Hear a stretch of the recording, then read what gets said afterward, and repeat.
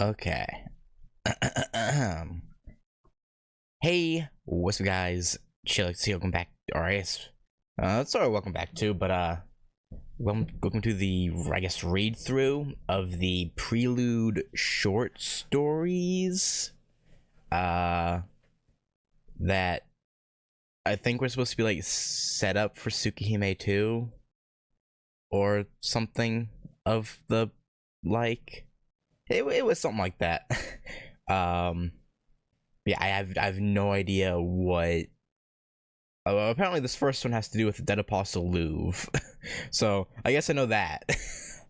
um, but yeah, I guess all there is to do is get right into it. So yeah, Prelude 1.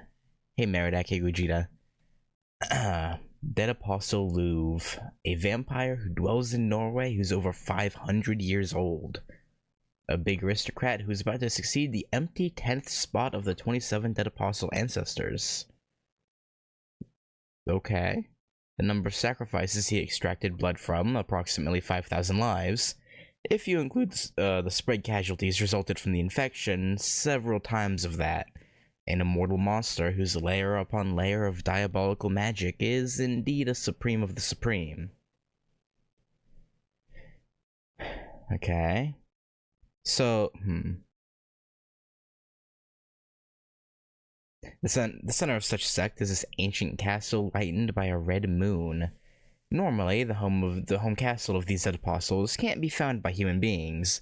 The magical castle enshrouded by darkness, by shadows, by longing for rationally, and by fear towards the taboo only shows itself to its guests. Multiple layers of bounded field, a sanctuary hidden by the strong magical powers. In other words, Nero's now empty. Oh, okay. Yeah, it makes sense. Because him and Roa are the only ones who've died recently. So, and I guess this is before. No, because it had to do with yeah.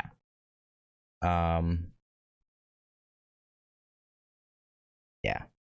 Where was hidden by sanctuary hidden by strong magical powers? The invisible protection that fools even nature is close to the alternate world that fairies live in. Have we seen fairies in any of the Type Moon media I've gone through so far? I don't think so, right? Not that I recall. The Castle of Dead Apostle Lu. We have?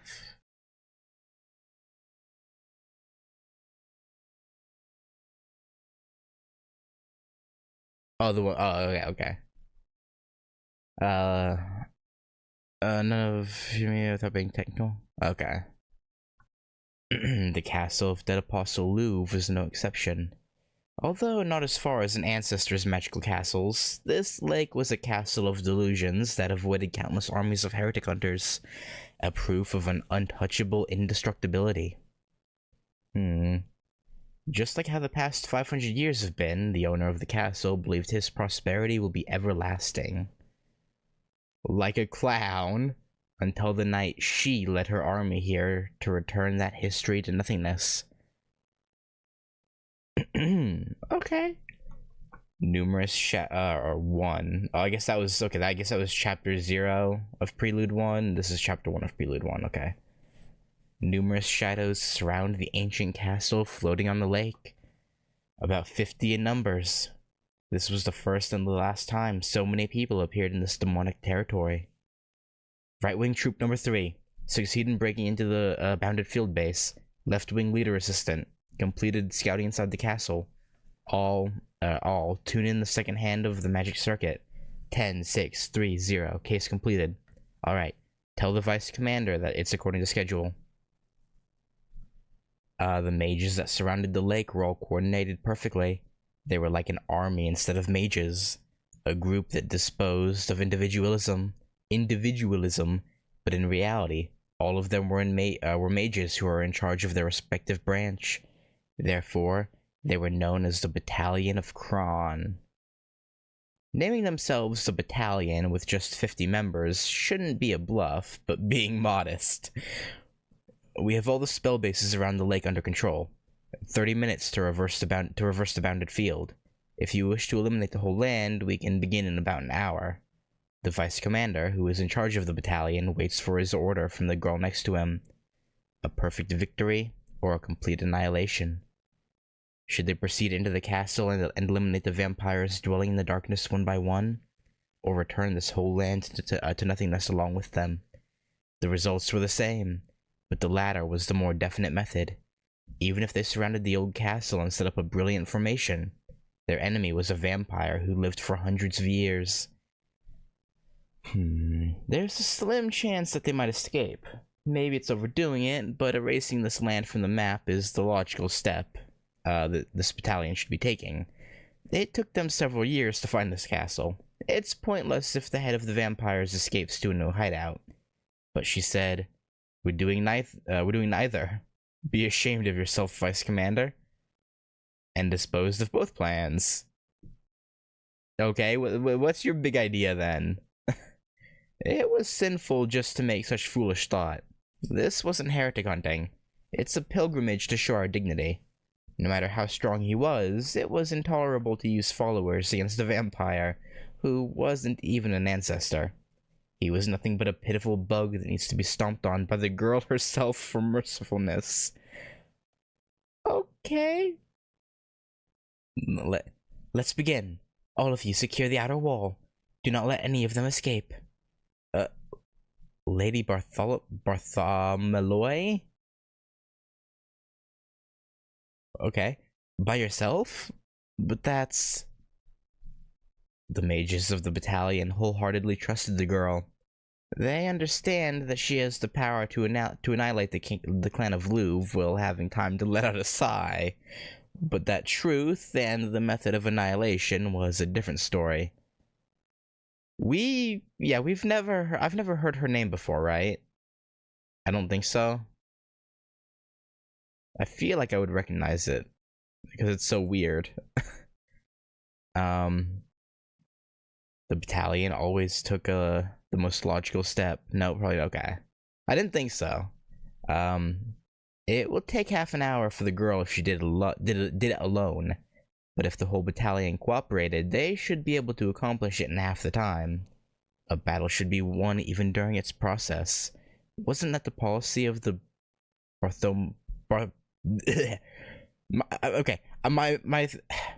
when I'm like forming the word, I want to say Bartholomew, but it's not what it is. Bartholomew. Do not misunderstand. This is not a trial nor a battle.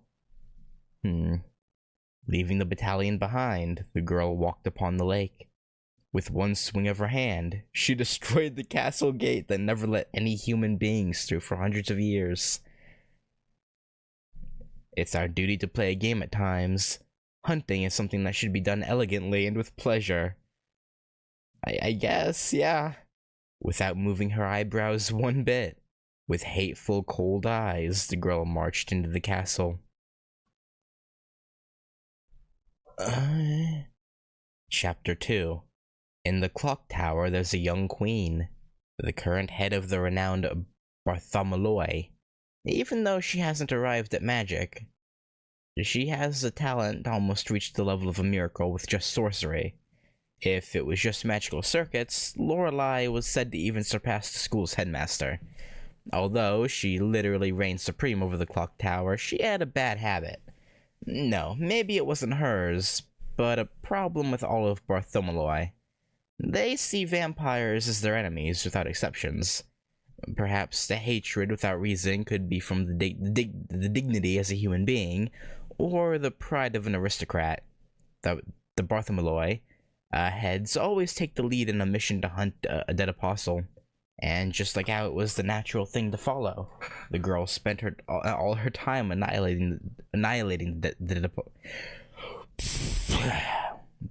dead apostles to a sickening level. Even if it means neglecting her duty as an assistant director, she's been hunting vampires. Vampiric creatures who were classified as dead apostles. Even the girl herself didn't know where that hatred comes from. That was an obsession greater than any of the Bartholomew in the past, and an emotion that she had no control over. The main hall of the castle. Her 18th target happened to be the dead apostle called Louvre. The line of events that just took place could finally be labeled as sport, or be finally labeled as a sport, compared to the months up till now. Although it was no battle, at least she wasn't bored.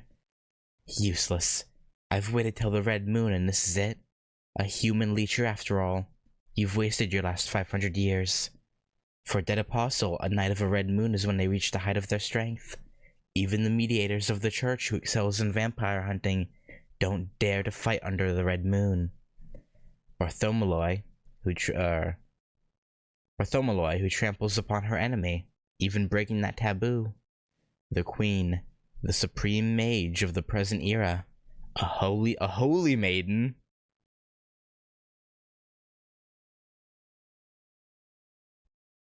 Isn't that a contradiction?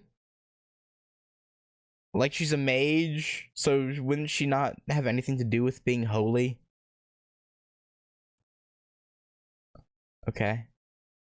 The supreme mage of the present era, a holy maiden who equals the strength of the 27 dead apostle ancestors by herself. The whip of the holy whip. Okay. The whip of the holy maiden makes a slight hesitation. She sensed a powerful aura from the upper floors of the castle. It shared the same color as the dead apostle in front of her, yet it was sign of a stronger vampire. Please help me, father. In that short opening, the girl let Louvre escape. Even though it was in a critical condition, she was the dead apostle living over 100 years. At least she had some strength left to do that. Riding crop.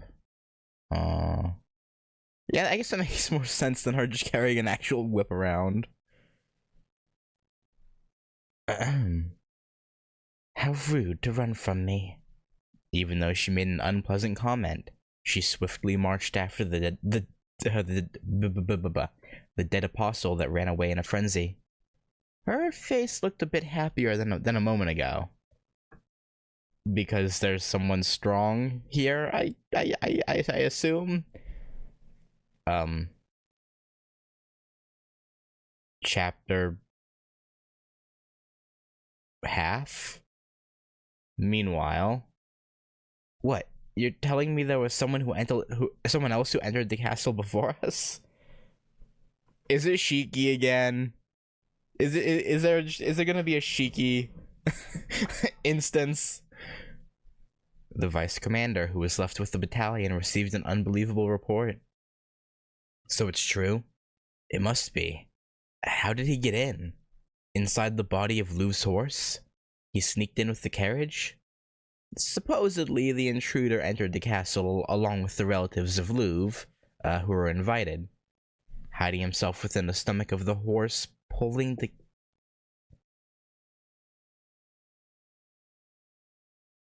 Okay, that's gross. Of the horse pulling the carriage. It was a typical plan, but horses of dead apostles aren't just pets. Being able to control those beasts, he was obviously not a normal human being. But by that method, they would know the moment he entered the castle. Since nothing happened until Bartholomew went in, Louvre never noticed the intruder. That means... that intruder must be the same kind as those dead apostles. He's not a mage or a mediator. As long as you're human, you can't deceive the vampire sense of smell. In other words, this intruder was all by himself. Okay, so no, it's not Shiki then. Unless he has a different smell than regular humans. This intruder was all by himself, and even though he's a dead apostle, an enemy of Louvre. One dead apostle knight who fills all of those criteria certainly exists. Okay.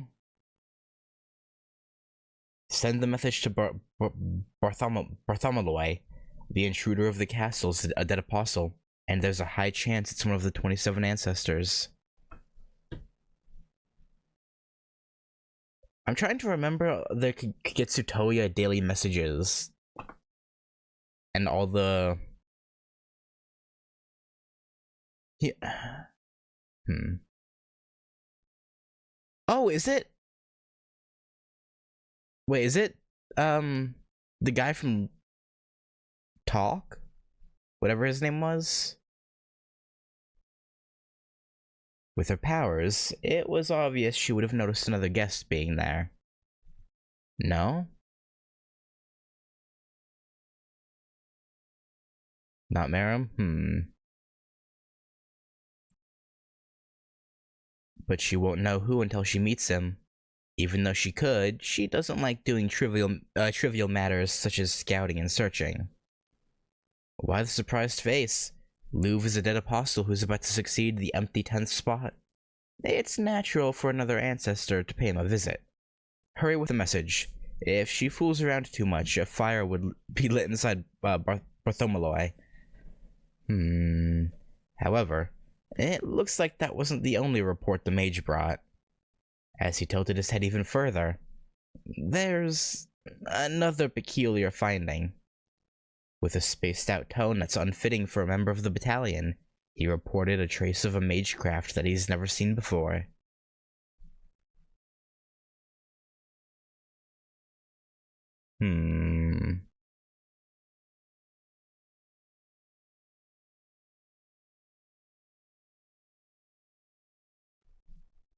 So is there also a mage other than them here?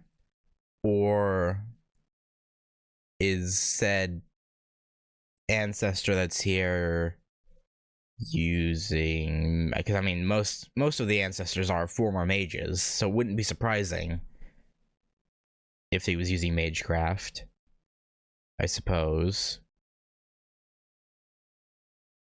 The highest floor of the castle. Inside the bedroom where she cornered Louvre, the girl encountered a demon. A black shadow enshrouded in the curse of rage. A blood drinker with the remaining scent of a human being was equipped with a long sword and a shotgun.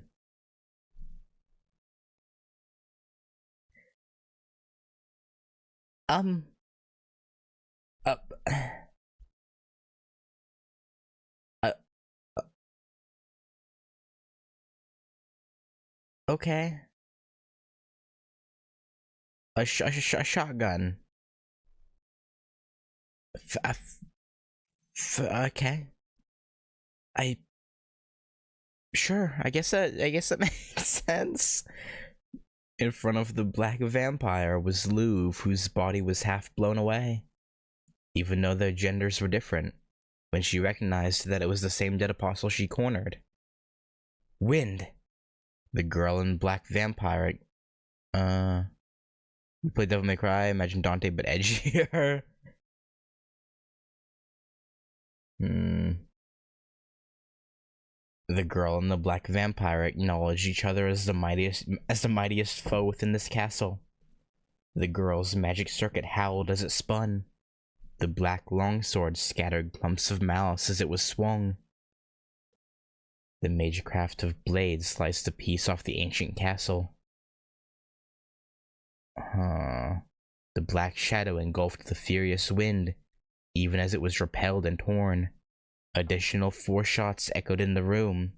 The holy mithril gauntlet repelled the assaulting magical bullets with its silver sparkle. The battle only lasted an instant, but each of the crossed blows can easily take the wall of the castle down. The bedroom was carved out by a single shot of the girl's magecraft and became a patio. A mage, I see. Clunk. The black vampire unloaded his shotgun with a snap of his wrist, while the demonic sword transformed itself to the next stage. Although he was soaked in a curse that even wrinkles the girl's brow, the black vampire's piercing eyes was that of a human. It was as if his hatred itself was his reasoning. His shape that couldn't remain conscious without his hatred perfectly fit the name of the the Fukusuki, Vampire of Revenge. Enhance, the vampire who hunts the dead apostles. His rumor started spreading just recently. There's a dead apostle who hunts dead apostles. It wasn't surprising to see a fight between dead apostles. They find territorial wars and power struggles as entertainment. A dead apostle killing another dead apostle isn't something wrong for them. The overall number of vampires doesn't change after all. But the man in front of her was different. He destroys vampires themselves, killing off the head, annihilates the clan, and burns down all of their land. His way of things was closer to the girl and the mediators. For the dead apostles, those who causes a quarrel in order to destroy the why do I have such trouble saying dead apostles? To destroy the dead apostles are unforgivable traitors. That is this black shadow, dead apostle ancestor, one of the 27 ancestors, Fukusuki, Knight of Revenge. Fukusuki is just revenge demon. Who killed his master? I was thinking I was the first to arrive, but I was second. But even this beast wasn't enough to scare this girl. She understood his strength. He was powerful indeed, but not enough to defeat her. Twice as strong as Louvre at most. He doesn't have any supernatural ability like the other 27 ancestors. With such a mediocre skill, she was rather irritated. But, okay. If by mediators they mean tricksters, that's my assumption.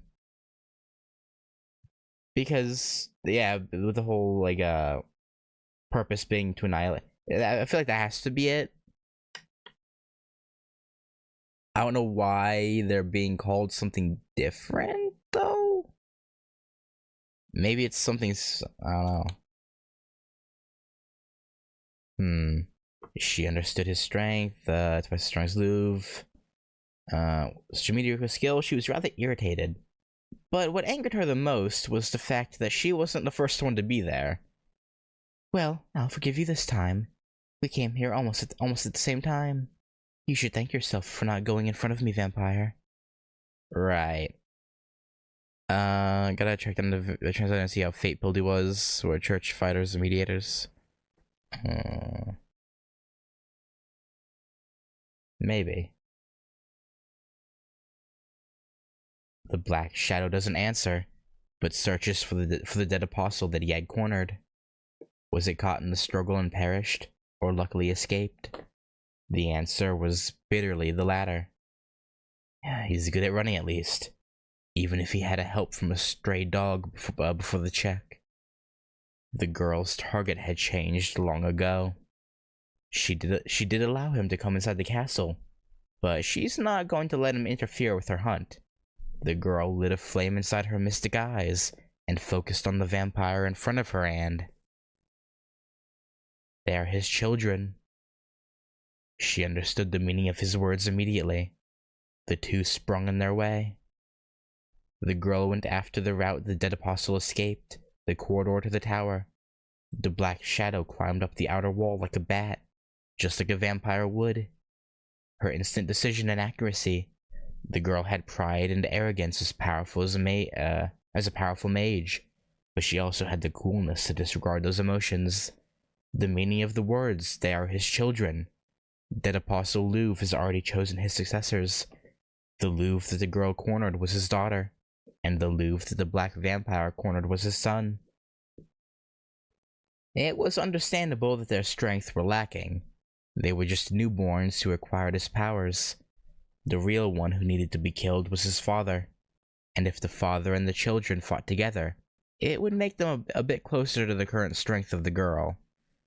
The powers of the blood-shared relatives of dead apostles are not calculated by addition, but by multiplication. Right now, killing Louvre took a higher priority than the Night of Revenge, but she won't make it in time. Accepting that the hunt has become a battle, she entered the tower that her enemy awaits.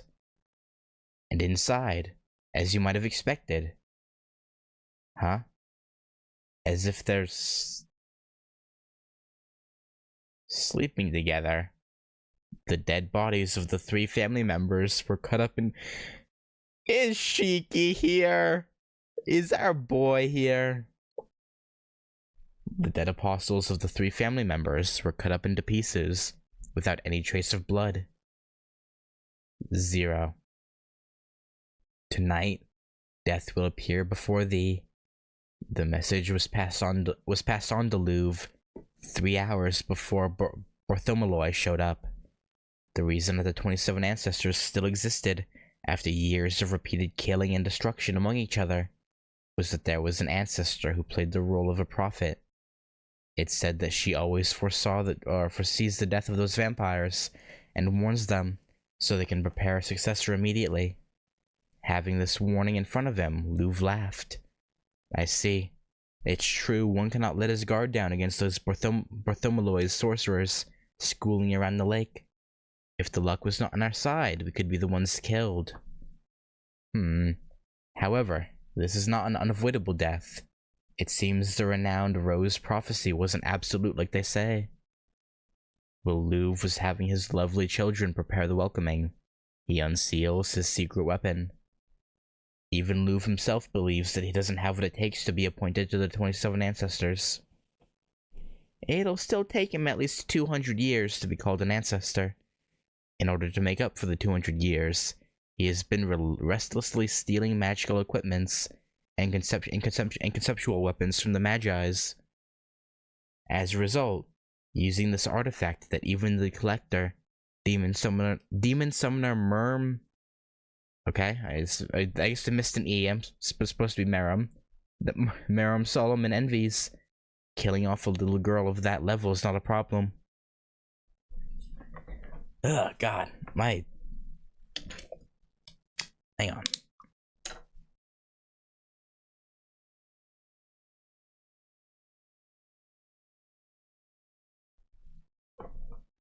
Whew. I thought they would use surrounding tactics, but you're coming here by yourself? You are lucky, Bartholomew. If you've tried to break the barrier, it would have been you who would have fallen into the pits of earth. He plays with his beard. Well, old Louvre was having fun seeing the girl enter the castle. A faint wind blew by his face. In this completely sealed room, there is... wind? At that moment, he falls back in an ultra speed, reacting quicker than he can think of those questions. Even though he was rather young, he still possessed the ability that would not shame his title as a great noble. Just like that, as he landed on the floor, his body from waist down slid off. What? Falling.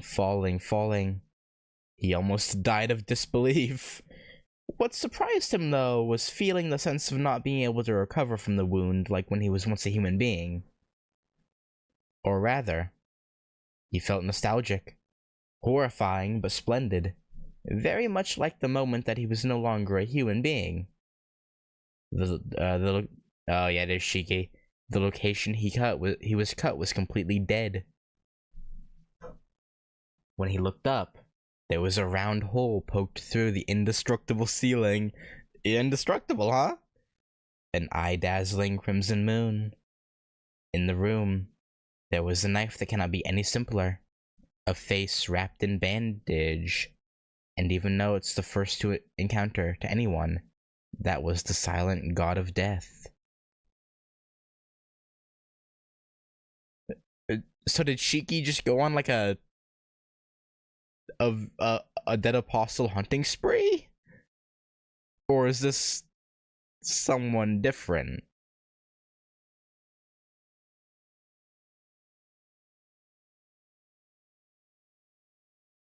Okay. 4 to 5? Okay. The room inside the tower was quiet. When the girl entered the room, it was all over. Corpses of Louvre and his children. The black vampire who stands silently, and without realizing herself, Bartholomew grinds her teeth from irritation.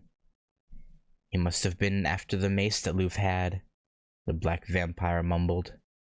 Even though it was unmannerly, the girl bit on her right index finger. It was to stop her annoying teeth grinding and... Leave. I'll let you go this time, vampire. You don't need to tell me that. The black shadow jumped up to the hole in the ceiling, sprouted out a miserable pair of wings that didn't look like a bird's nor an insect's, and flew away. She was left alone in a space of brutal murder. Blood smeared on her leather gloves. She almost passed out from humiliation. Although she thought she was the first one to be there, she wasn't even the second one there. This wasn't a hunt nor a battle, but just an endless chicken hunting... or an endless... a headless chicken running around in circles. I'll find you for sure. When I do, I'll give you my gratitude for your victory without even showing yourself, and... I'll make you pay for this blood and pain. The girl, Lorelei Bartholomew, sung to that someone she had yet to meet. Okay. So, like, yeah, it's 100% cheeky, right? It wouldn't... like, God of Death, where he was cut completely... Like, that's definitely cheeky. But why was his face bandaged? Endless chicken's quite an image. Yeah, I don't know why. I trip over my tongue a lot, but I don't know. Today is really bad. Like, not... no. Prelude II. That block of iron was a mismatch in the plain environment. A moving fortress weighing 35 tons.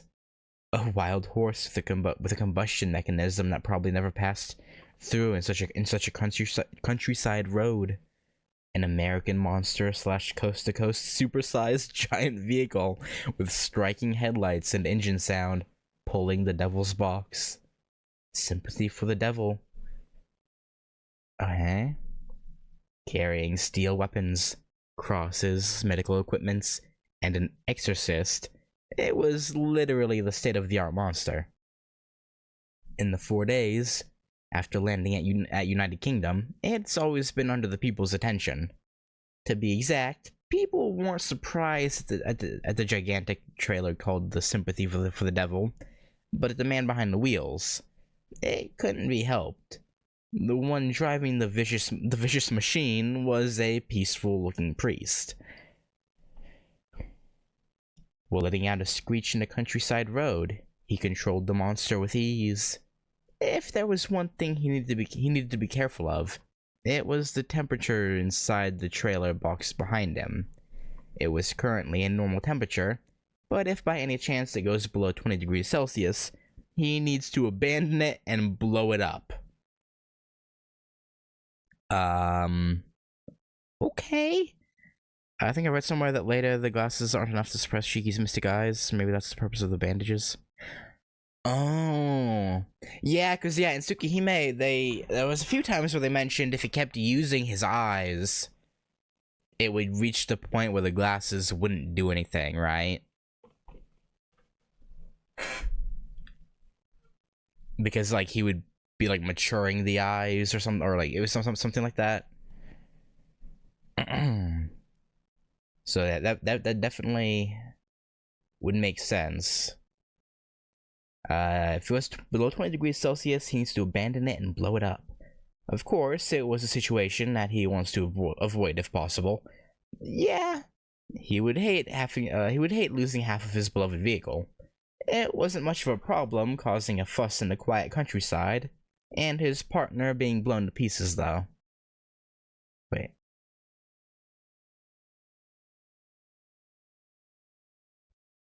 Okay, I think so. This translation must be messed up. It wasn't much of a problem causing a fuss in the quiet countryside, and his partner being like, this is so weird. Dawn, aren't you receiving a signal on the radio? A voice through the interphone from the box. Did she sense the wicked idea that he had? Hearing the voice of his partner that he didn't care if she Oh, I see. Oh, I see. Yeah, this is worded. I get what it means now after having read this part, but like this, yeah, this is odd. Um, did you sense the wicked idea that he had?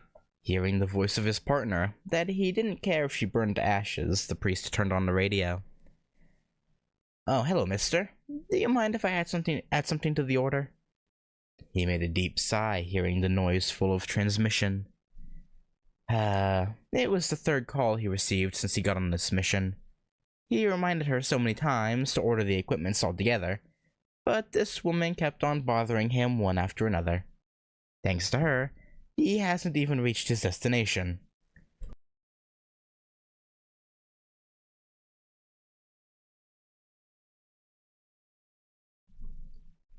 Adhesive grenades, a dozen boxes of M60 ammo, and her order goes as far as an outdated potato masher?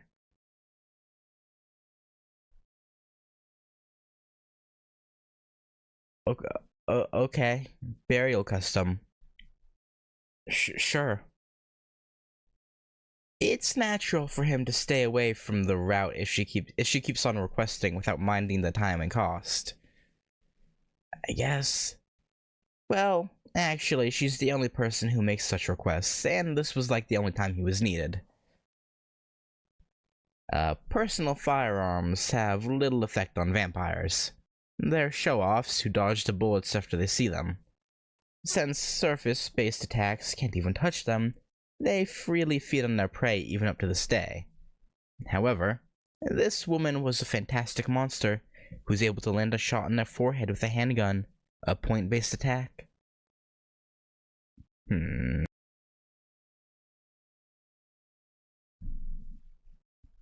It almost sounds like a joke, but it was good for him that the items he stocked didn't go to waste. Besides, black humor was something the priest loved. It wouldn't hurt to listen to a few of her selfish requests. I have no choice. You sure are a difficult person to please. But you're my important customer.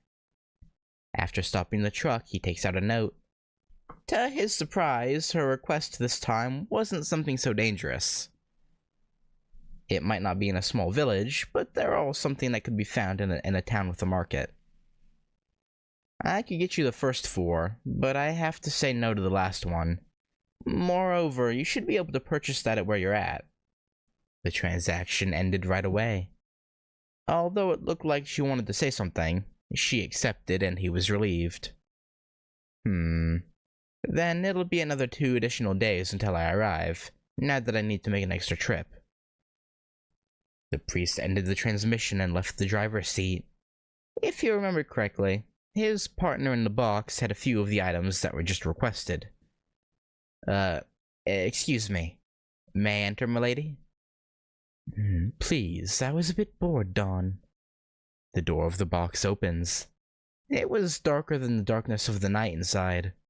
The tiny blinking lights were the only thing indicating its depth.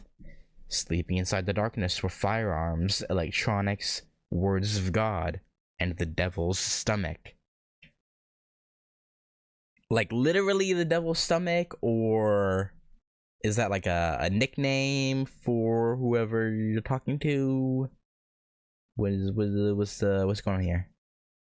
He closes the door behind him so the holy air won't spill out. The priest saw his partner lying on the bed for the first time in 2 days. You look more sick than ever. Yes. The people in the countryside are superstitious, so I'm easily affected. But their shape is prettier than the ones in the urban cities, although their form changes in a swift manner. The pain feels pleasant. Okay. After smiling with gratitude, the priest mentioned the special order he just received. Huh? What was that? Term? Oh, it sounded like a herb of some sort. Oh, she did say it was for eating. Do you happen to have some? No.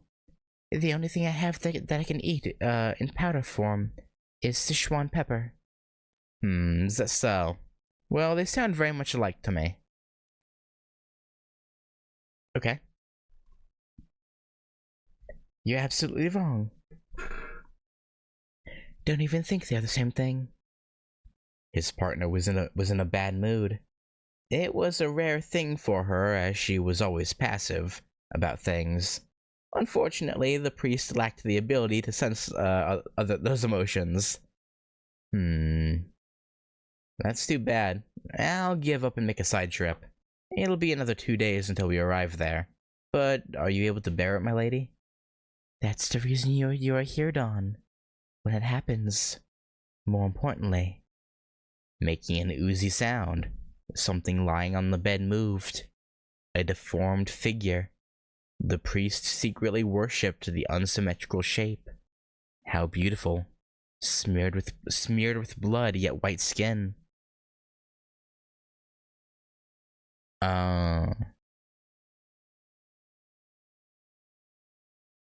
Okay.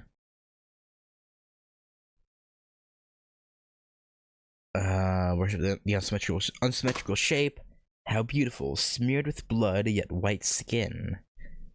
A malformed Virgin Mary who is penetrated by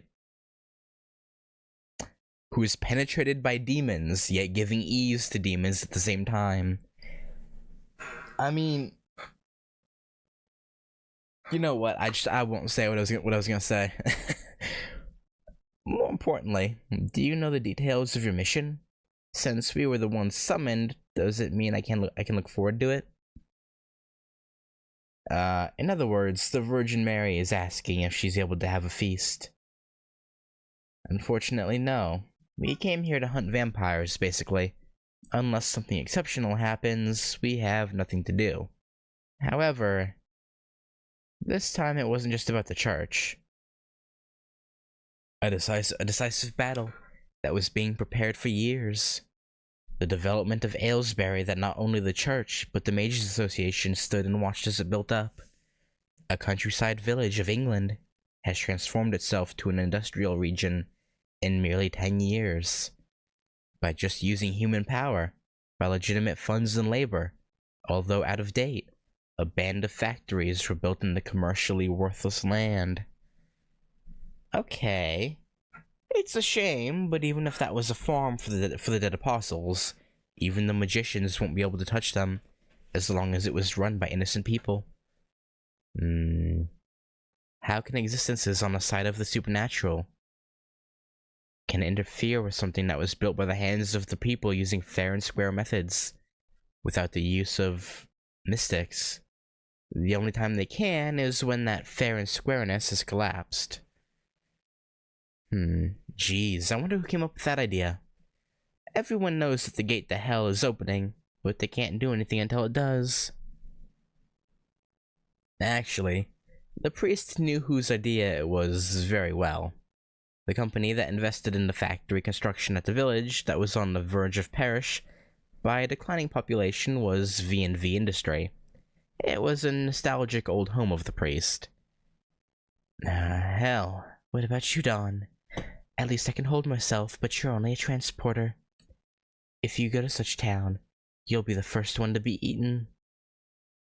By this Virgin Mary, before anything at least. Yeah. The priest was a normal human being. He wasn't a monster like his co-workers. There's no guarantee that he'll come out alive from Aylesbury. Well, it was a direct order from the boss, and not everything looks bad. Supposedly, there was a prophecy that'll be able to find my lost name. The priest shares his story cheerfully. His real name. His name before he was called Dawn. Dawn? You don't know your real name? A puzzled reply. The priest answered yes. Huh? But your name is XXX. A moment of silence. With troubled expression, he places a hand on his forehead, as if he has a headache. See? Everyone knows your name. I'm sorry. What did you just say, my lady?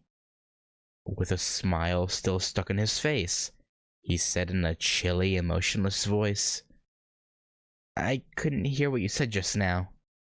Please use words that I can understand. He gave out an awfully distorted cry. I see. The Virgin Mary makes a prayer for him. This man still hasn't returned. O Lord, please have mercy on this soul. While trying to remember only his name, this man is unable to recognize only his name eternally. Hey, Nutai. He was in hell in the past. Even being the only survivor, his soul was still possessed. He should have brought back his soul along with his body, but because he lost it once, it would never return to him. So because he lost his soul, he doesn't remember his name? And never will? I guess? Dawn, who else is coming to Aylesbury? She brings back the topic to work. It was pitiful for the priest if he wasn't placed in torment all the time. 3 others. 1 mediator already went ahead. The other 2 should be arriving after us. The one who's ahead of us. Is it her? Yeah, since she has the lightest load, she's able to move right away. An outstanding forward of the squad, I say. On top of that, it seems like there's something personal about this mission.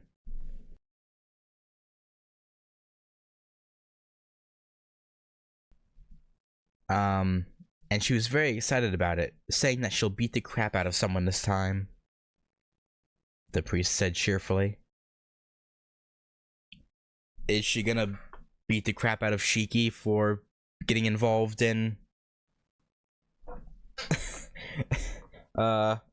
vampire shit? If I recall correctly, this is also connected to the Tsukihime manga. Half a day before, a nun was walking the streets of a medieval town with unmatched concrete factories, black hair and glasses. Okay, so it's not CL. The sound of the tough-looking woven boots echoes in the street. I see. There's a pub that unfamiliar people gathers in the West Street. Are there pretty ladies in the 2nd floor? How naughty. Whoa. Okay, oh jeez. I hope it doesn't last from dusk till dawn. Blue hair. Oh.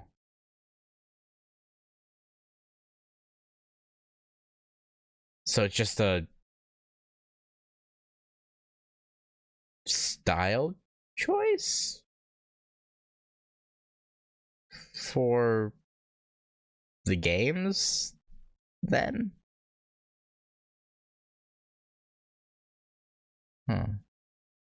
Where did BL at, man? He's talking because it's called definitely, because it's the wiki is called definitely not BL wiki. But it's supposed to stand for Beast Slayer, I'm pretty sure, not the other BL. But yeah. I hope it doesn't last from dusk till dawn. It was suspicious how serious she was, but she was making a small talk with a boy in town. The boy was friendly enough to show her around the town, too. I see. Thanks, it was very helpful. It's not much, but here's something for you. The nun handed him an accessory worth cashing in. But the boy was looking at the paper bag full of bread she was carrying. Although calling him a big eater, she shares the bread with the boy. Goodbye then. Oh, I forgot to ask you something. Is there, is there a big restaurant in this town? Okay, people were smoking when they wrote when they translated this. One with a collection of international dishes. To be specific, I'm looking for something like this. The boy was troubled on how to answer the nun sparkling her eyes. A few minutes after the hopeless reply, The nun turned on the radio as soon as she returned to her lodging. Is this like a direct see? It's supposed to be like a... Well, it's called Tsukihime II Prelude. So I assume it's supposed to be sort of a... like interlude, like kind of setting up what the events of Tsukihime II would have been. I assume. But I'm not entirely certain. Looking for something like this.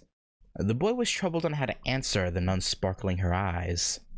A few minutes after the hopeless reply, the nun turned on the radio as soon as she returned to her lodging. Oh, hello, mister.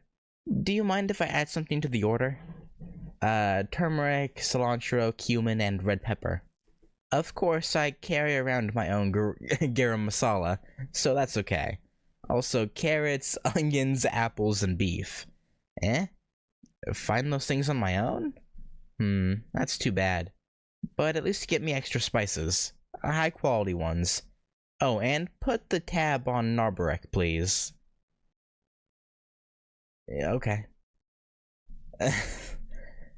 So CL is in some remote English town looking into said village, just trying to see what's happening there. Have I written? No. I'm waiting for the official release. I didn't want to read like a machine translated version, so I am waiting for the official translation release next month, right? June 23rd, I think. Tsukihime remake Western release. It was supposed to be next month, right? I think.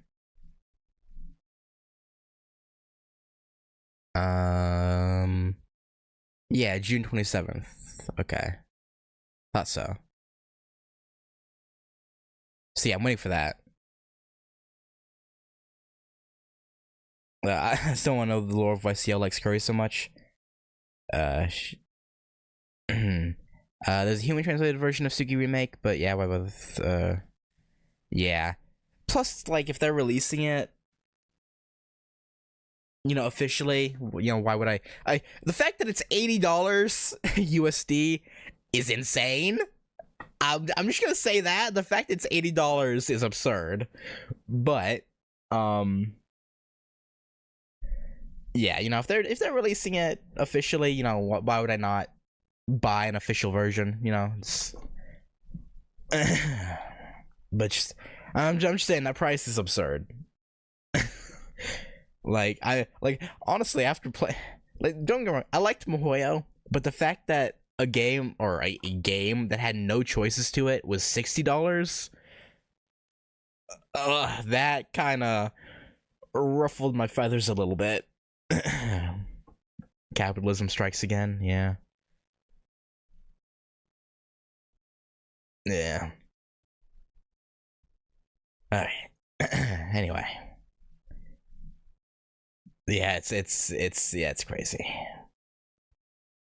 Prelude 3. It was a small shrine. There were no light, no smell of oil, nor any presence of people. The ones who gathered there and let out a cry were their acquaintance, rats. In the middle of the shrine, near where he was once hanged like a bagworm, the priest was having a little chit-chat. Although they would form a pact temporarily, they won't fight alongside. That's amusing. Even though their priority is destroying the dead apostles. Again, whenever the line "the dead apostles" comes up, I stumble over myself. The truth is that everyone else around them are enemies. Jeez. Hunting vampires was the reason we exist and our goal. But now that's mere duty. They have someone else who they really want to kill, or want to really kill. People like to see the blood of others, no matter how long they've been around. The priest lets out a sigh. A special apostle wearing a white garment with golden embroidery who never appears in public. The one wearing such an elegant outfit was a little boy, and the ones listening to him were little animals who don't speak the human language. I assume that's Mararum? Who don't speak the human language. Thanks for your hard work. Say hi to my right hand. Tell him to suck up to the chief. Give her a lot of work so she'll be busy. Uh-huh. It's a war that she loves. She might jump in if there's a chance. Then it'll be, jump in now if there's a chance. Then it'll all be over. Or then it'll be all over. A one-sided annihilation is just boring to watch. Sure, yeah, I guess so. The rats nod to his words. A few of them ran out to see their star. Even though the priest and his right hand were bonded with a strong relationship, they couldn't exchange information without their help. And those who were left quivered and lowered their voices as if they were paying respect to the priest. Sensing the approaching presence of death just now. So this takes place after our true end. I think so. I think I would think. Yeah, I think at least. Well, apparently it's like yeah. I think it is. Oh, thank you, my friends. But don't worry, he's my old friend. He won't assault me without any verbal message. After some arc end, my friend won't assault me without any verbal message. As he told that to the rats, a huge flap of wings landed on top of the shrine. Long time no see. You came to talk about that, right? The church or the Mages Association? Who do you think have the upper hand? Oh, don't tell me that's us. I'm not looking for an obvious answer. Okay. Without looking at the ceiling, the priest spoke to his friend that he's known for a millennium. There's no point in asking how he found the shrine at the tip of the world. The owner of the wings was a member of the ancestors, just like the priest. No matter what kind of sacred place it was no different for him as visiting a next-door neighbor. The mages, you say? Well, that town is right next to the clock tower, and they have an advantage in supplying reinforcements, but... Oh, Bartholomew is coming? That's surprising. I'm sure they're hiring freelancers, and the magicians should show their faces once it starts. You're right. The church is lacking manpower compared to those guys. Yeah. Aylesbury Valesti. A grand ritual that was being prepared from decades ago. The land was sort of like a holy ground, where the Mages Association and the church have stood still and watched, to take over if they had a chance. That balance was about to disappear soon. But the mediator's on a problem? You're saying too much. Consider the location. They won't care what they do in that country. They'll annihilate dead apostles, mages, and even innocent Protestants. You see, if we are out of fresh blood, wouldn't we be in trouble? They say starving the enemy out is the best tactics from the old days. I wonder if the birdhead over there understands that. It's true, the power of the Mages Association surpasses that of the Church, but for the dead apostles, the mediators of the Church were the most difficult enemies to face. It's a bit of a stretch, but the mages are the same type of existence as the dead apostles. If their understanding of the supernatural was the same, the dead apostles who are at a higher point would simply have the upper hand. Then those who are a threat to them are humans who speak the words of God. Right. So obviously, the dead apostles want the church to be crushed by the mages as soon as possible, but it wouldn't be that easy. Although it wasn't a deadlock, there was a delicate balance between the three organizations. In the midst of that, the priest was waiting for the arrival of the princess, who was only an enemy of all of them. For the priest, the Golden Princess was the one and only main heroine. Sounds like a arc route lover. Well, I wonder if you played Tsukihime. Everyone else was unworthy of his respect, no matter how strong they were. The same goes for the owner of the wings. The priest was treated as a traitor among the ancestors. There's no one who sees him who took on the side of the church as an equal naturally. However... Oh, what? Are you defending White Wing? He deserves... Rose, James.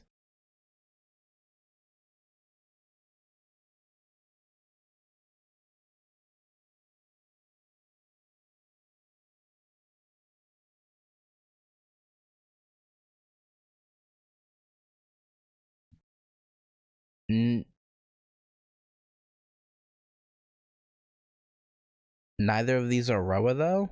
It's Meram Solomon and the other guy, the Revenge Knight or whatever.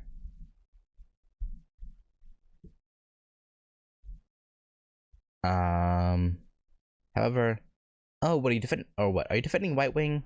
He deserves the credit this time. Ha! Don't be ridiculous. He doesn't have the talent to prepare something so playful.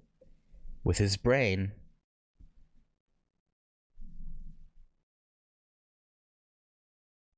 With his. I thought the one of the, cause.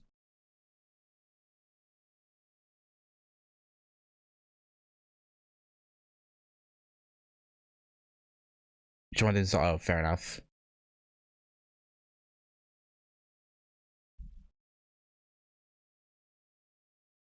Wait.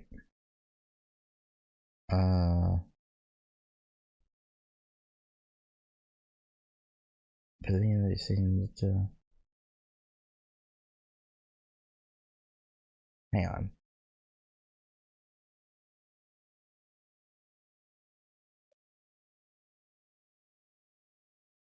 It didn't say anything about it being. It just had a huge flap of wings landed on the shrine. Da, da, da.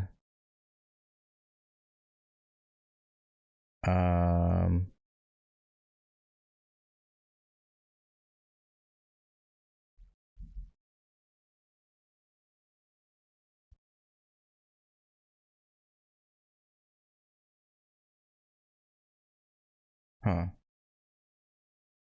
Anyway, with his brain, the most he could do is to make the village full of deads and getting it wiped out by the church. The thing at Aylesbury was all thanks to Van, who achieved his position in the human world without using the power as a dead apostle.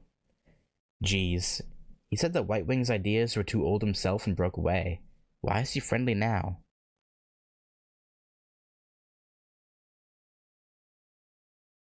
I don't get it. I want... Yeah, the priest, I assume, Meram. And then the one with the wings that touched down is Revenge Knight. I assume. That was my assumption. It didn't say anything about it being bird wings or insect wings. So I don't...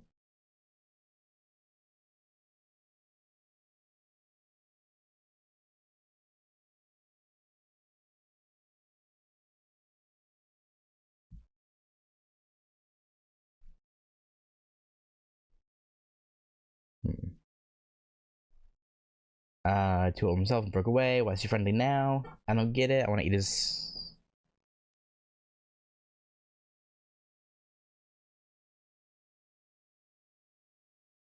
Yeah.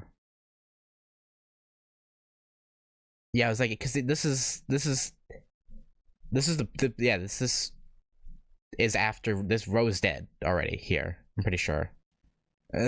So it wouldn't make sense. White Wing's ideas retooled himself and broke away. Why is he friendly now? I don't get it. I want to eat his headquarters. Huh? They're still in bad terms? I see. So Van just invested money. He's busy on his casino boat lately? That's fine. He was a bit hard-headed recently, but he's back to being lazy. The priest giggled. Van Fem. The priest loved the strange ancestor. He was new, smart, and knew when to step away. It was painful to hear that this fresh dead apostle was obsessed with such an old-fashioned ritual. He wanted to be friends with him a little longer. As standing on the side of those who will be destroying the ritual, it was fortunate for the priest that he wasn't serious. Then the main host is White Wing. He's really dumb, though. Then I'm afraid the ritual might possibly succeed. White Wing was a dead apostle who's calling himself the King of the Ancestors, but he had that much power and influence in reality, unfortunately. He's dumb, but it doesn't mean he doesn't have the capability. It gave the priest a headache to think that such a man has a completely wrong idea about the Sixth. Hey, do you know who are invited? It's White Wing after all, so I'm sure he's bringing all his little followers. Well, these days Louvre comes to mind. Oh, he's already destroyed? That's good to hear. The idea of triplets disgusted me. Well, okay. But last month, it was faster than I imagined. I thought he would put up a better fight. I guess I have to review my ratings. Nevertheless, the time was approaching. At least 6 ancestors are assembling. The 6th is the earnest desires for the dead apostles, and invited by White Wing, who is leading them. No ancestors can say no. Huh. I feel a bit sorry for the 10th ancestor. If he was going to die, it was better to die off in a real game than a game that was born from a game. Well, I suppose he wouldn't have been invited since he's coming from a mage background. Oh, okay. Those with the original blood are limited. Although they say they are the oldest dead apostles, there are very few real ones. Then I'm guessing you received an invitation as well? Grand Sir Blackmore?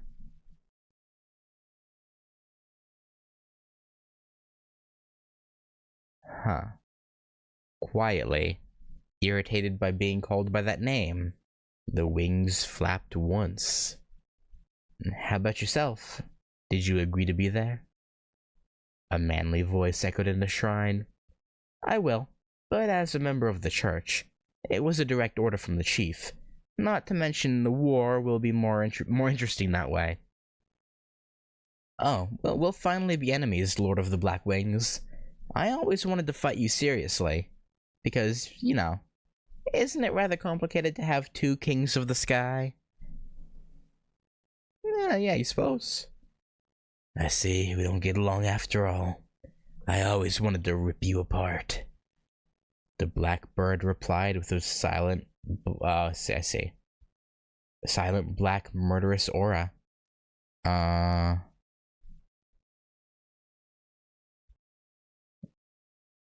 Yeah, I think you or maybe someone else had mentioned that when I was playing, Sugi 1. And he, like, had mentioned Baz that was supposed to be in it. Or in, 2, that is. And then Fate blew up. Yeah.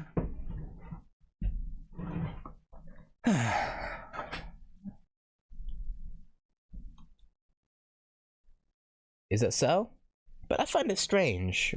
Why didn't you do that right away then? How come you waited for 1,000 years? I don't fight for personal reasons. The one and only basis for my action is for the sake of my master, Crimson Moon. Ah, The priest happily nods in nostalgia. That was their similarity. They had sworn their loyalty to one master. The ways of the dead apostles was nothing compared to that sacred devotion. It was an absolute conviction that no one could taint. The owner of the wings was against conflicts. The only way he would be in a battlefield is to amend the dead apostles who had forgotten the teachings of his master, or by the wish of his master. Therefore, he will not fight the 4 great demons, no matter how much he hated them, this year or this month.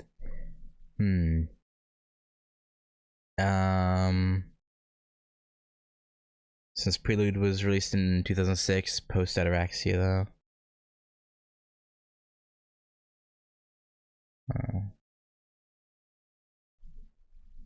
By participating in this ritual that his master established, he's finally able to kill the ancestor without holding back. You still remember it even though you're a birdhead. You're old-fashioned as well. There was some friendliness in his words. The priest regarded the owner of the wings as his lifetime friend because of this one reason that connects them. Even though the shape of their faith was different, they swore loyalty to the same master. There's no way he could hate him. The impostor, Altruge, should be coming to Aylesbury as well. Our only master is the Golden Princess. You do understand that, right? Indeed. I have the same vision as you in that account. That's good to know. Even if I might end up fighting you, I'm glad you'll be there, Gran. If I was by myself, the most I could do is kill one of the bodyguards, while sacrificing myself. If you, the dead apostle killer, will be there, this time for sure, he can destroy the Eclipse Princess of Black Blood, who took away the beautiful hair from his dear princess.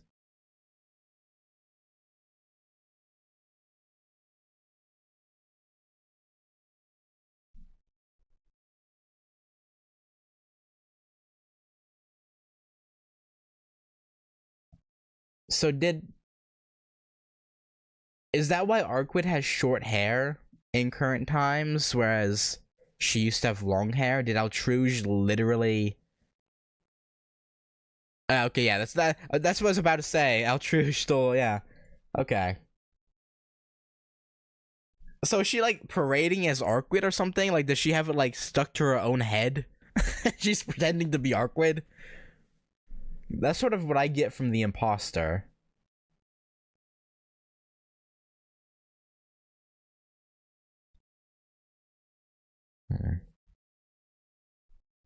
See you there then. I'm looking forward to seeing you for the first time in 100 years. Hair. Oh, so she's using it to, like, buff herself?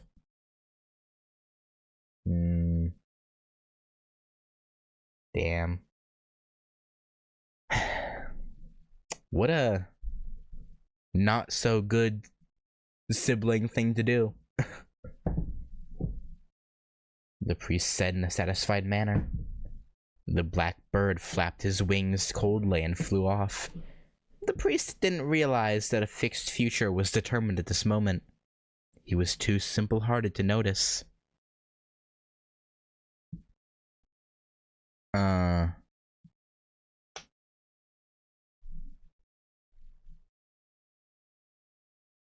Yeah, a nerfed arc and a buff to herself, because I assume she probably had some way of utilizing it. If she stole it.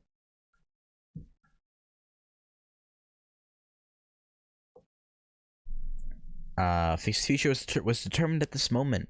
He was too simple-hearted to notice. For the owner of the wings, because they share the same master, he couldn't forgive the boy mixing affection and his loyalty. He would realize that his shape of loyalty was unacceptable. I don't know.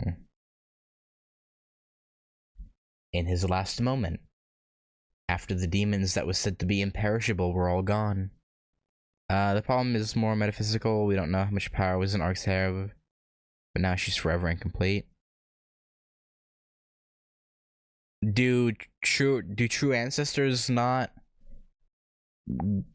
grow their hair back? Or does it just take a very, very long time?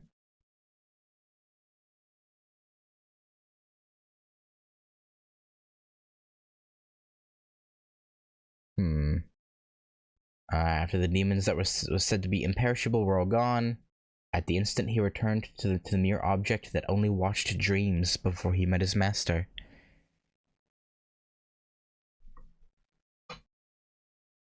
Okay, and that's the end, it looks like.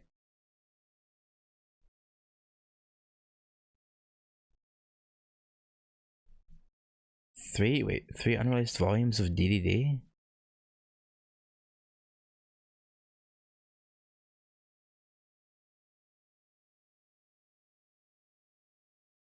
It's the principle of the thing, but fair enough.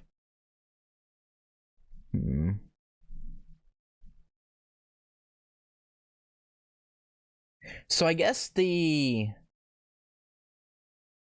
off this, I assume it was going to the start of Tsukihime II would have been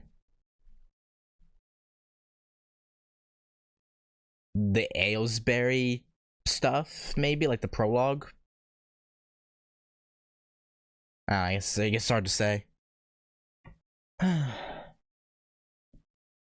Everyone's waiting for Archivist Alt on camera. Yeah. Yeah, I don't know. Yeah, I don't know much about Altruge.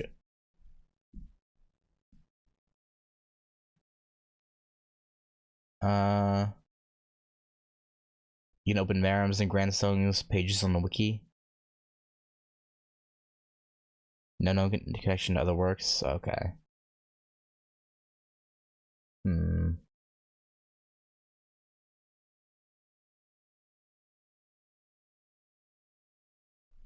Let me see. Search Marim Solomon. Hang on.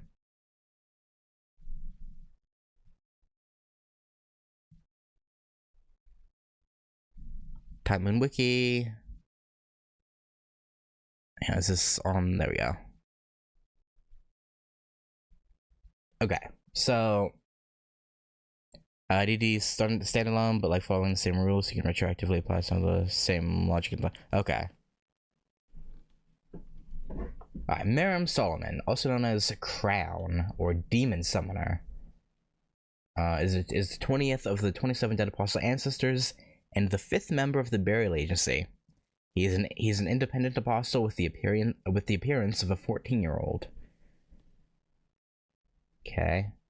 Early years. He was originally a child with the ability to speak with animals. Okay, that explains that. Yeah, okay. And materialize people's wishes due to his status as a planet terminal. The inhabitants of his village removed his arms and legs to keep him from ever leaving, all while revering him as a deity for their own convenience. Oh, well, that's great. Crimson Moon took note of this and challenged the villagers to a morbid game. All throughout the night, the villagers would have to imagine beasts for Marim to materialize, and if none of the creatures were able to defeat him by daybreak, they would all be slaughtered. Oh. Nothing from their imaginations could possibly stand up to Crimson Moon, so he kept his promise and killed them all off at dawn. Or killed all of them at dawn. The act of materializing the beasts was too much for Marim to bear, which led to his death. He was revived by Crimson Moon as an apostle, and told that as he was now free of his captors, to imagine beasts to replace his lost limbs. Oh. That's, I guess, nice. Marim feels an immense sense of gratitude towards them, which he has directed towards his golden princess, Arquid, since his destruction. Real longer mind vibes. Yeah. Yeah, village. Yeah, the ancient times were tough. Merrim is acquaintances with the Grand Cirque Blackmore, which let me open link. Boom. Considering him to be both a friend and an enemy at the same time. They both consider Crimson Moon as their god, but they are at odds with one another, as Merrim sees him as an idol, whereas Blackmore sees him as a master. He has always wished to fight Blackmore for the millennium they have known each other, and he plans to do so while under orders from the church to stop the Aylesbury ritual. He hates Altruge Brunstad, calling her an impostor of Crimson Moon who stole Arkwood's long hair. He would only be able to kill one of her bodyguards while also facing destruction, so he's willing to fight alongside Blackmore in order to kill her. Okay, so am I allowed to read Altruge's wiki, or should I not do that?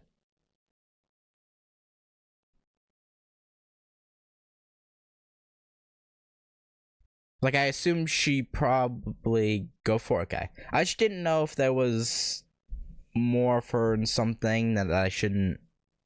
Okay, open link. Spoil myself for. Joining the church. He's a collector of treasures, so he joined the church in order to have access to holy relics. In spite of his nature as a vampire, he was admitted to into the burial agency and became the fifth out of the 8 executioners that assassinate vampires.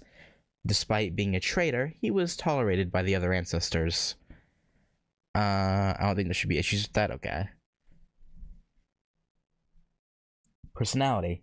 He seems to like, actually, who's Van Femme? Actually, don't know.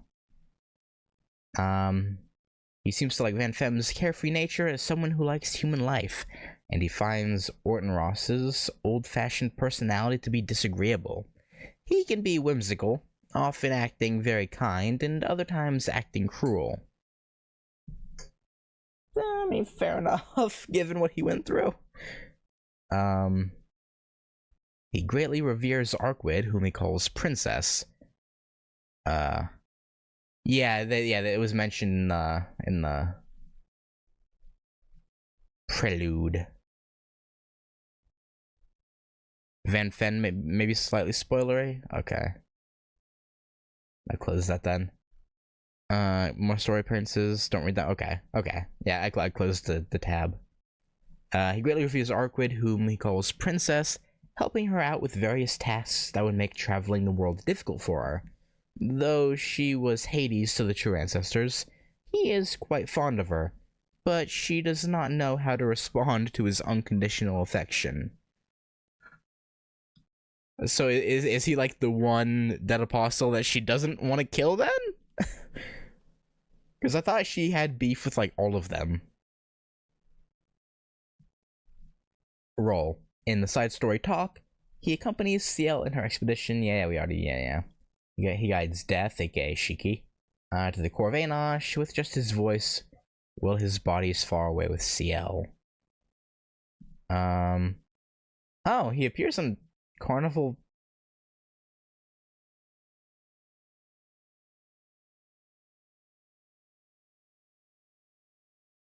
Speaking of, I don't think I've mentioned this before. I actually watched episode 1 of Carnival Phantasm way back in like January of last year. But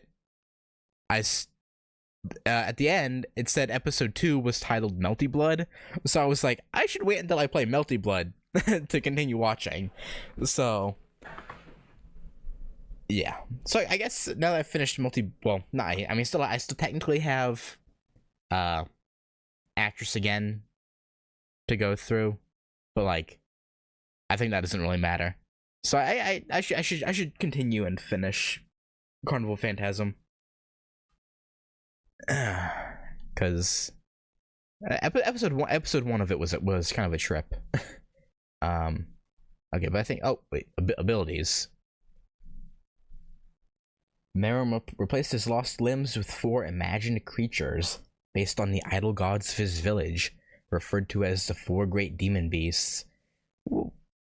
While he personally has no offensive power of which to speak, these four beings are classified as Divine Beast class. Creatures each as powerful as one of the 27 dead apostle ancestors, imagined and brought into reality through demonition. Part of Merrim's abilities is a planet terminal. They do not belong to any particular natural animal species, but rather can be seen as homages to all the species of the world. Compared to a reality marble, which overwrites the caster's internal world over reality, demonition is the capacity to bring forth beings from the world of fairy tales that have been abandoned by mankind. The mere presence of the beasts naturally causes the realism of the environment around them to weaken.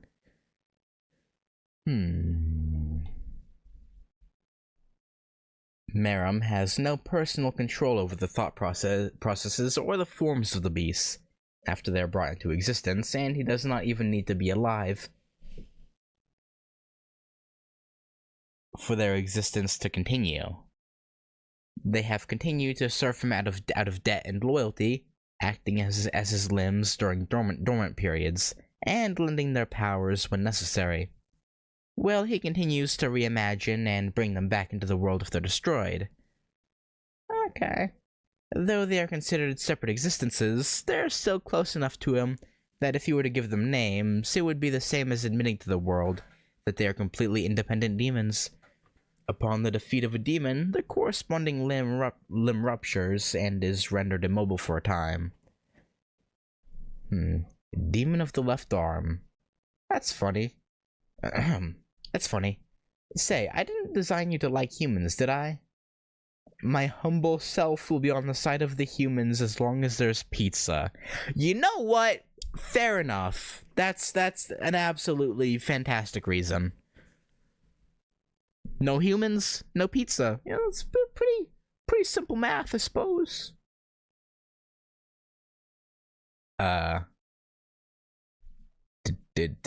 Demon of the left arm.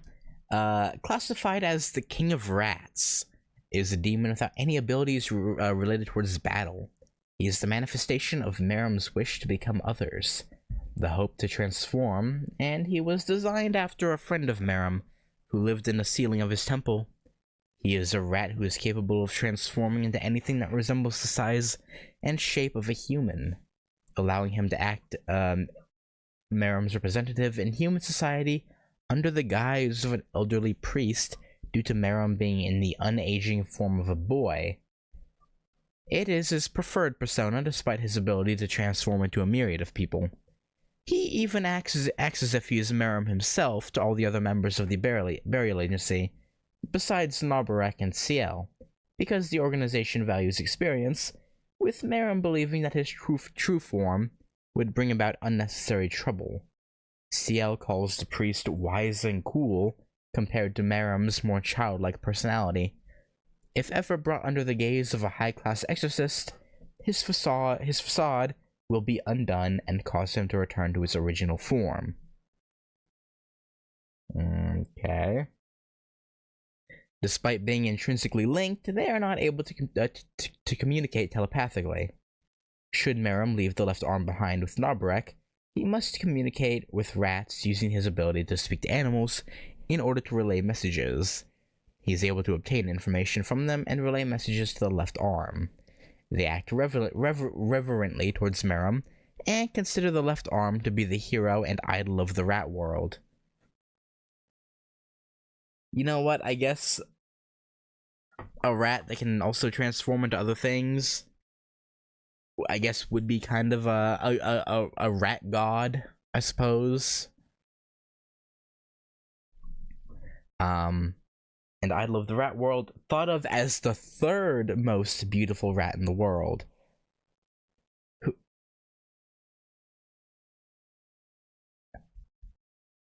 What are the first two? Okay. He is popular in communities in narrow spaces underground, on ceiling boards, in drainage conduits, and behind furniture. Despite his fame, they often point out the contradiction in his status by asking, just what part of you is a great demon beast? leaving him troubled while apologetically trying to think of an answer. Or not. Okay. He is a cheese lover who likes humans because of pizza, and works daily at a relaxed pace for the sake of Merum, humans, and rats. Okay. The Demon of the Right Arm is a 10-meter tall mechanical doll.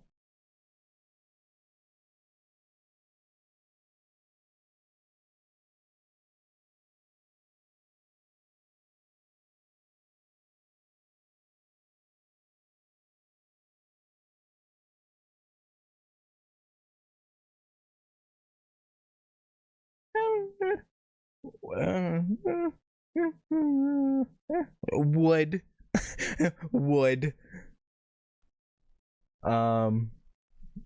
It is a manifestation of weapons of war, combat, and puppets. He designed it after the duality of angels and demons. It is armed with diverse weaponry, although is only fit with the types of weapons that a single individual could use as Merum's personal rule.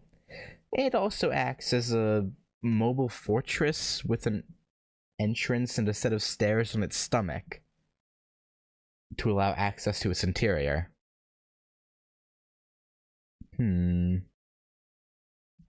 It's okay. As a symbol of armaments, it's the only beast to have been shaped through modifications in order to keep up with the advancements in the field of warfare. Its latest configuration has been established for 100 years. Its face is normally covered with a mask that's rarely removed, and it has a limited amount of intelligence and a stubborn personality.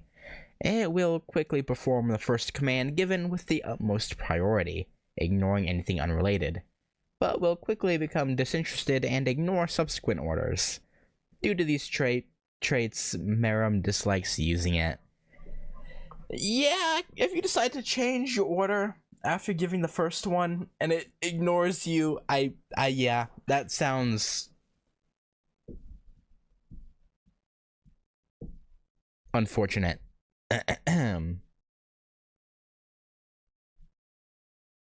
Demon of the Left. What on earth is this? What?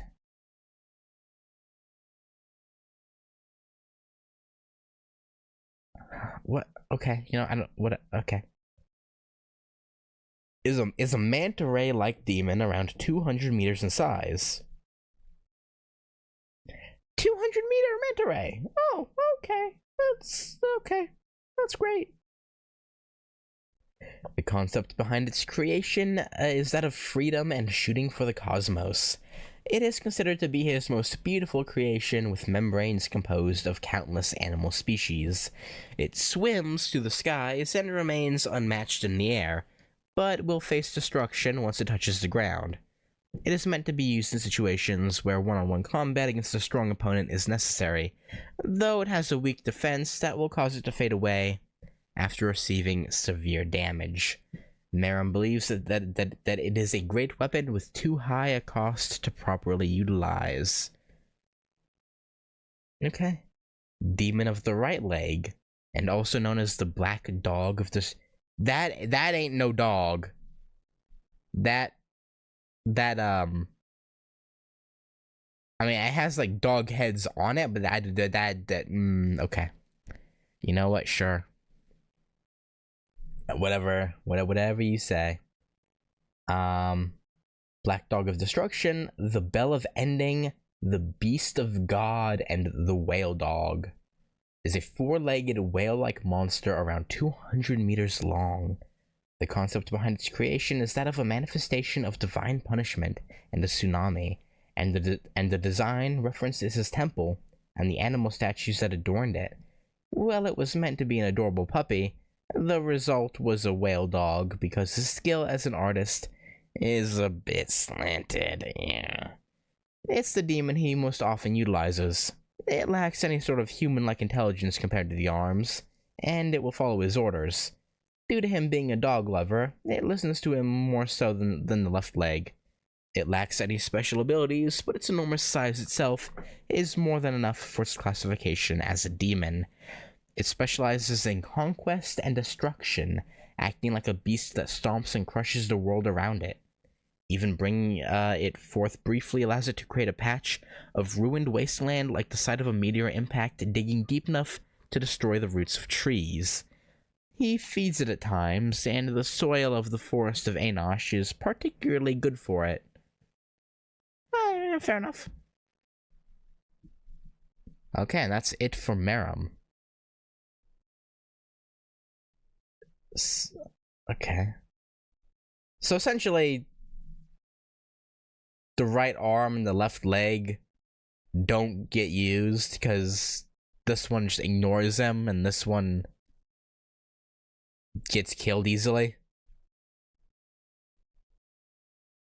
Which... Wait.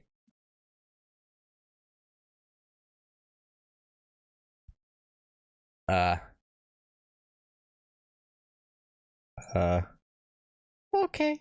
It's just not gonna worry about that. Oh. Hit.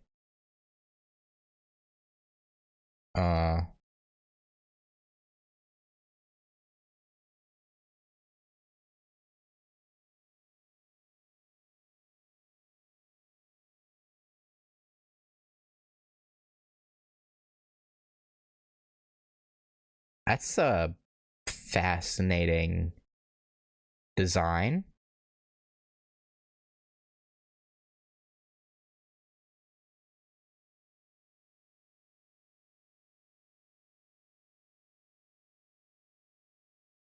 Huh.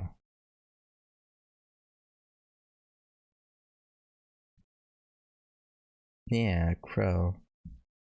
Also known as Lord of the Black Wing, number 16 of the 27 of Paul's ancestors. Peng.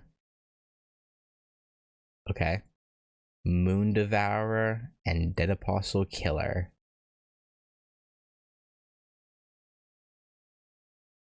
Huh.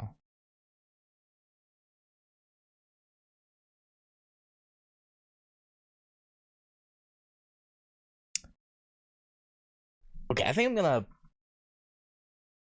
stop there though. The time has gotten to about when I thought it would be stopping, so Peng is a Chinese birdfish thingy, so I guess referring to that. Okay. Yeah. Like I don't need to read this on stream, I don't think. I just read Merum's because he was in both Talk and Prelude, so figured I'd learn about him on stream, but I think everything else I can probably just do it on my own time. Yeah, so I guess Shiki was going on like a dead apostle hunting for some reason.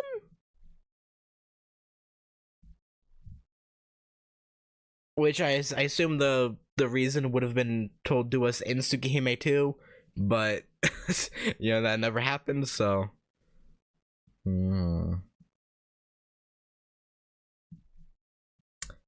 we.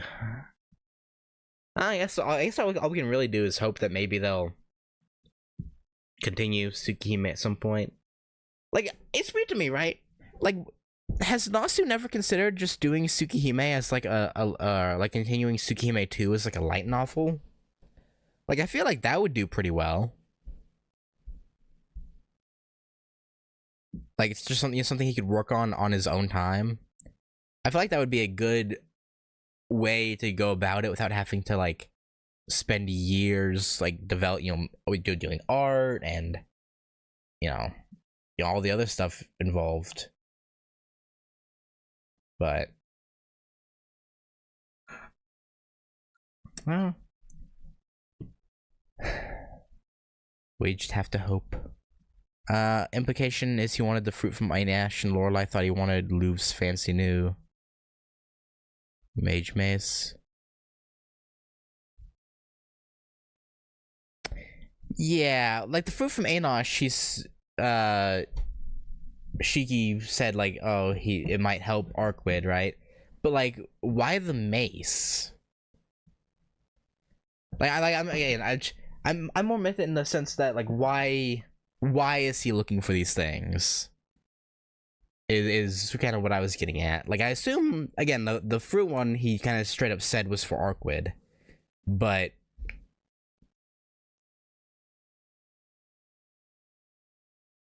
like, what led him to actually going out and getting these? I don't know.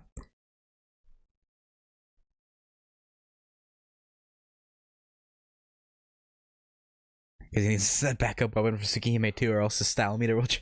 Maybe. But I don't know.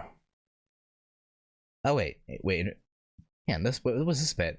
In Fate Worlds, he was killed about 1,700 years prior to the Fifth Fuyuki Holy Grail War, and Blackmore Cemetery was named after him as a sign of respect.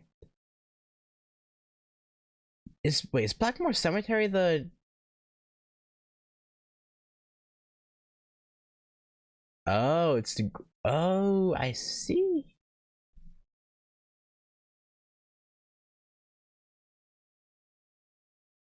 I probably shouldn't read that too much, but fascinating. But yeah. Oh, it's Selma Loista. Okay. Yeah, definitely don't want to look too hard into that then. But yeah, anyway, so that was fascinating. Again, probably won't happen. If it ever does happen, probably won't be a long time till we get more Tsukihime, or I guess aside from the remake stuff, we won't get like new Tsukihime stuff for a long time. If it ever does happen, but it's unfortunate. But anyway, thanks for hanging out. And I know just kind of sitting here reading stuff, I'll be honest, it's probably pretty boring. But yeah. Anyway, I think pretty close to the end of Fate Extra, and then I'll probably start CCC and then Tsukihime remake next month. So got more game stuff coming up soon, so that'll be fun. But yeah, anyway, thanks for hanging out, and yeah, I'll catch you guys later. Peace.